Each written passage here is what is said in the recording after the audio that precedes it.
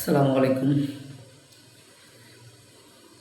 আপনারা জানেন হয়তো, অনেক কেউ হয়তো দেখেছেন, গত 19/3/2026 ছিনতাইকারীদের আক্রমণের শিকার হয়ে বা ছিনতাইকারীদের লালসার শিকার হয়ে আমার ওয়াইফ মারা গেছে।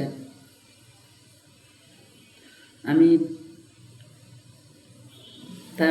জানি না তার শূন্যতা কী দিয়ে পূরণ করব। কখনো ভাবি নাই আমাকে এইভাবে কথা বলতে হবে।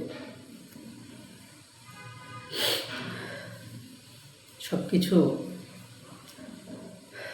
হঠাৎ করেই বদলে গেল, কেন জানি। যে মানুষটা প্রতিদিন আমার সাথে কথা বলতো,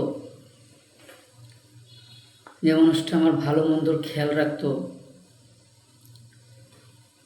ছোট ছোট বিষয়গুলো নিয়ে আমার সাথে ঝগড়া করতো, আজ সে মানুষটার জায়গাটা একদম খালি হয়ে আছে। কি হলো হঠাৎ করে সে আমার লাইফ থেকে চিরদিনের জন্য হারিয়ে গেল।